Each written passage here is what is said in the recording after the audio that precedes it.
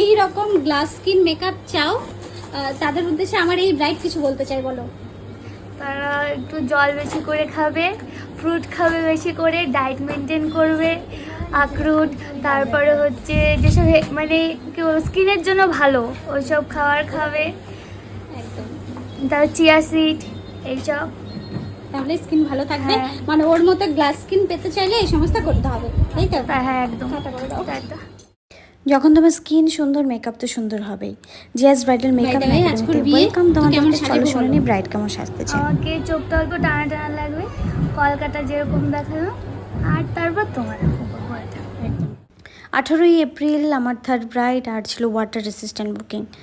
Bride আমাকে বুক করার সময় বলেই দিয়েছিল যে দিদি তুমি আমাকে এমন করে মেকআপ করে দিও যাতে আমি না ঘামি, কারণ আমার প্রচণ্ড পরিমাণে গরম লাগে। তো অ্যাজ ইউজুয়াল আমি টাইম মতো ব্রাইডের বাড়ি পৌঁছে যাই যাতে ব্রাইডকে মিষ্টি সুন্দর করে সাজাতে পারি। বাট ব্রাইড আমাকে বললো দিদি আমি ক্রিম্পিং একেবারেই পছন্দ করি না, সো তুমি ক্রিম্পিংটা করো না।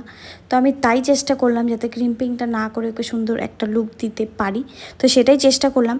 আর বলে রাখি তোমার স্কিন যত সুন্দর মেকআপ ততটাই সুন্দর হবে। আর অনেকেই বলে থাকো আমাদের সোশ্যাল মিডিয়াতে বিভিন্ন স্মুথ বা ফিল্টার লাগানো পোস্ট দেখেছে, দিদি ওই রকম লুক কেন হলো না।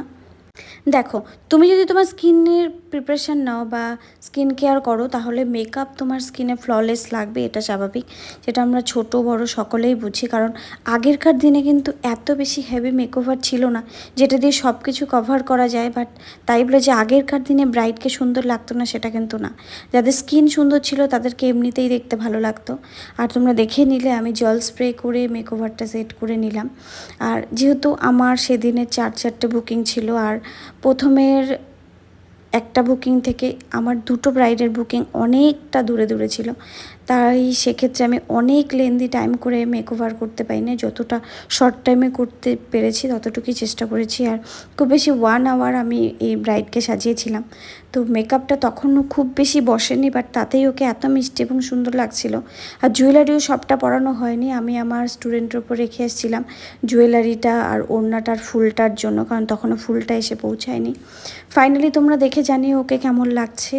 আর উইদাউট ক্রিম্পিং আমি এই হেয়ারস্টাইলটাই ওর ওপর দেখলাম খুব ভালো লাগছে। আর ব্রাইডের রিকোয়ারমেন্ট অনুযায়ী আমি ওকে রেড একখানা লিপস্টিক পরালাম, রেডটাই ওকে খুব বেশি স্যুট করছিল। আর ওকে আমি বাসি বিয়েতেও সাজিয়েছিলাম, তো তোমরা বাসি বিয়ের লুকটাও অবশ্যই দেখে নিও। আমি আমার নেক্সট ব্লগে সেই বাসি বিয়ের লুকটা শেয়ার করে দিব। বাই দ্য ওয়ে এই হচ্ছে ওর ফাইনাল লুক, দেখে তোমরা জানিও তোমাদের কেমন লাগছে। আর সুন্দর সুন্দর এরকম আরও অনেক মেকওভার দেখার জন্য অবশ্যই তোমাদের আমার এই পেজটাকে ফলো করতে হবে। আর তোমরা যারা তোমাদের স্পেশাল ডেতে আমার কাছে সাজতে চাও তারাও আমার সাথে অবশ্যই কন্ট্যাক্ট করে নিতে পারো, আমার ফোন নাম্বারটা আমার ক্যাপশনে দেওয়া থাকলো। আর বাই দ্য ওয়ে ব্রাইডের বোনও ব্রাইডের মতো ভীষণ মিষ্টি, তাই ওর থেকে শুনছিলাম যে ওর দিদির মেকওভার কেমন লাগলো। আর তোমরাও দেখে জানিও ওকে ফাইনালি কেমন লাগছে। আর আজকের জন্য এইটুকু, নেক্সট আবার